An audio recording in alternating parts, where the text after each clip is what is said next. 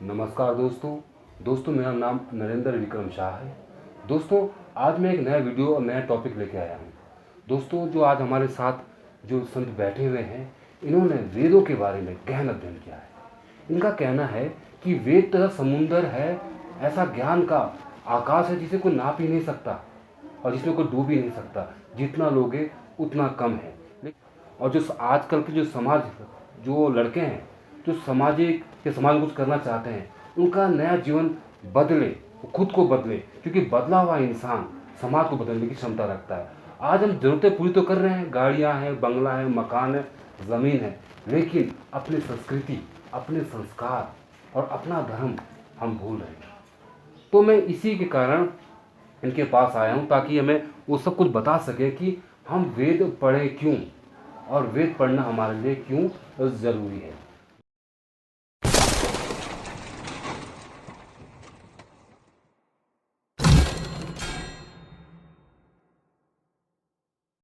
इनका नाम है आत्मानंद जी। अब मैं इनसे इनका परिचय खुद पूछता हूँ। सर जी, आप अपना परिचय हमारे दर्शकों को दें। जी मेरा नाम महात्मा आत्मानंद जी। मैं आर्य समाज संस्था से जुड़ा हुआ हूँ और इसके माध्यम से संसार में मनुष्यों के जो परम लक्ष्य धर्म अर्थ काम मोक्ष है, उसकी प्राप्ति के लिए हम प्रचार में वेद के द्वारा परमात्मा के स्तुति प्रार्थना उपासना के द्वारा मनुष्य कैसे अपना जीवन सुखी बना सके, सफल बना सके, इसका संदेश जन जन तक पहुंचाने का प्रयास करता हूं जी। अब मैं, जैसा श्रीमान नरेंद्र जी का आग्रह है, ईश्वर ने जब हम सब मनुष्यों को इस संसार में बनाया है, भेजा है, तो इसके साथ ही हम सबको वेद ज्ञान दिया है। वो वेद ज्ञान कैसा है, बहुत संक्षेप में समझिएगा। जैसे आजकल कोई भी नई चीज़ बाज़ार में आती है, ख़ास तौर से इलेक्ट्रॉनिक वस्तुएं हैं, तो उनके उपयोग के सारे निर्देश के लिए एक पुस्तक दी जाती है। उसमें उसकी सारी क्रियाविधि, उसके बिगड़ने पे बनाने की विधि और उसको चलाने की विधि, जो कुछ भी बातें उसको उसमें सब लिखी हुई होती हैं। ऐसे ही परमात्मा ने हम मनुष्यों के लिए ये वेद ज्ञान दिया है।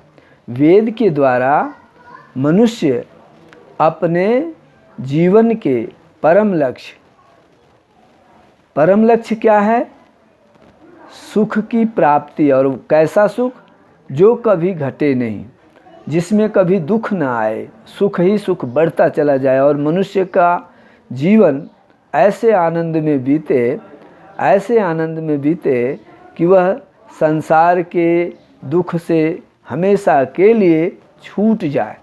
और हमेशा के लिए छूटने का मतलब है, वेद के अनुसार जिसको क्या कहते हैं, मुक्ति मोक्ष अवस्था, वह उसका समय 31 नील 10 खरब 40 अरब वर्ष का है। इतने समय तक कोई भी जीव जो मुक्त हो गया, और ख़ास तौर से मनुष्य की ही मुक्ति होती है, क्योंकि और योनियाँ तो भोग योनियाँ हैं। तो इसलिए वेद ज्ञान के द्वारा ही मनुष्य मुक्ति के रास्ता को प्राप्त कर सकता है, क्योंकि रीते ज्ञाने न मुक्ति, ये ऋषियों का कहना है कि बिना ज्ञान के मुक्ति नहीं होती जीव की। और उस स्वामी जी, मैं आपसे सवाल पूछना चाहता हूँ, शायद मेरे दर्शक भी जानना चाहेंगे कि ये असल में मुक्ति है क्या? किस चीज़ की मुक्ति? मुक्ति आदमी को सोचनी चाहिए। जी। मुक्ति वह चीज़ है कि मनुष्य हमेशा दुख से बचने का प्रयास करता है। जितने साधन हम आज अपना रहे हैं, उनका मुख्य उद्देश्य क्या है? हम दुखों से बच जाएं।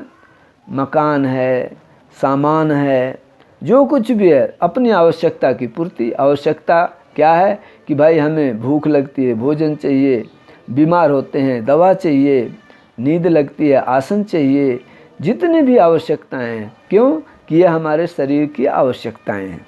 तो ऐसे ही मुक्ति की अवस्था यह है कि उसमें जीव को कुछ भी नहीं चाहिए, सबसे वो तृप्त हो जाए।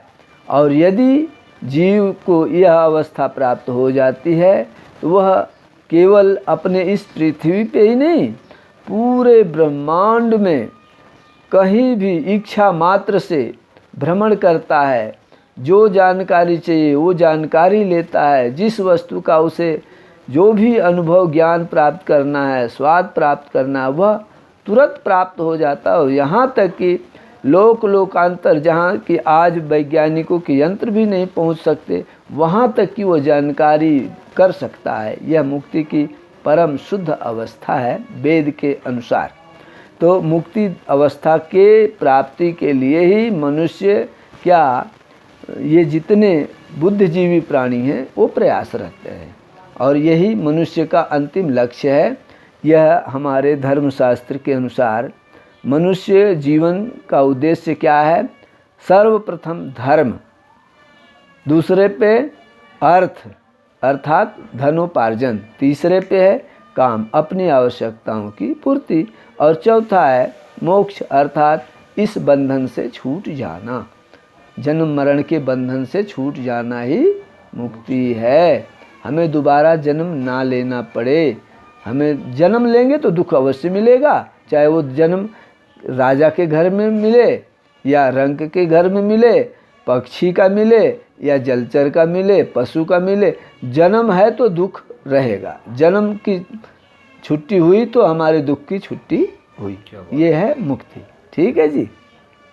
तो अब थोड़ा सा वेद के संबंध में बातें करते हैं, क्योंकि देखिए वेद के संबंध में ऋषियों की जो अपनी विचारधारा है, घोषणा है, वो बताता हूँ। सर्वप्रथम महर्षि व्यास जी क्या कहते हैं वेद के संबंध में? वेदा हमें परमम चक्षु, वेदा हमें परमम बलम, वेदा हमें परमम धाम, वेदा में ब्रह्म च उत्तमम। किसी ने उनसे प्रश्न किया है ऋषि से कि महाराज ये वेद के प्रति आप इतने उत्सुक लालायित क्यों हैं, आप वेद की प्रशंसा क्यों कर रहे हैं? तो कहते हैं यह परम चक्षु है भाई, हम इन आँखों से जो नहीं देख सकते वो हम वेद ज्ञान द्वारा देख सकते हैं। और वेदा में परमम बलम, जो हमारा पूरे विश्व के प्राणी मिलकर हमें शक्ति नहीं दे सकते, हमारे अपने बस की उतनी शक्ति नहीं है, वह बल भी यदि हमें चाहिए तो वह बल हमें सिर्फ वेद के द्वारा ही मिल सकता है। और परम ज्ञान, ज्ञान की जो चरम सीमा है, जिसको कहते हैं विवेक ज्ञान, वह भी यदि किसी को मिलेगा तो वेद के द्वारा ही मिल सकता है। क्यों कहते हैं? क्योंकि यह वेद ज्ञान किसी ऋषि, महात्मा, योगी, महापुरुष या विद्वान का नहीं है, यह ईश्वरीय ज्ञान है। ईश्वर ने इस ज्ञान को हम मनुष्यों में बांटा है, फैलाया है, और यह ज्ञान कहीं पक्षपात वाला नहीं है, कहीं सीमित साधनों वाला नहीं है, मनुष्य मात्र के लिए है। वो चाहे मनुष्य इस लोक के हों, किसी अन्य लोक के हों, सब देश देशांतर के मनुष्यों के लिए है और एक सा है। इसलिए इस वेद ज्ञान को ईश्वरीय ज्ञान कहा गया है। ईश्वरीय ज्ञान में मनुष्य आकर के अपने को अच्छी तरह जान सकता है कि मैं क्या हूँ, मैं कौन हूँ, मेरा जीवन क्या है, और इस संसार की व्यवस्था क्या है, संसार कैसे चल रहा है, संसार को बनाने वाला कौन है। और तीसरा है परमात्मा। परमात्मा मतलब वह महान शक्ति जो पूरे विश्व को नियंत्रित कर रही है, चला रही है, बना रही है, सबका न्याय कर रही है। वह शक्ति परमात्मा भी वेद के द्वारा ही जाना जाता है। वेद ज्ञान ऐसा ज्ञान है जैसे कि संसार में सूर्य है। देखिए सूर्य के अभाव में कितने तारे चमकते हैं, अंधेरा दूर नहीं होता। कोई कितना भी बल्ब ज़्यादा से ज़्यादा पावर का जला ले, लेकिन सूर्य जैसा वो प्रकाश नहीं दे सकता। और ये भी देखिए, सूर्य सिर्फ प्रकाश ही नहीं देता है, सूर्य के प्रकाश में कितनी विशेषताएं हैं।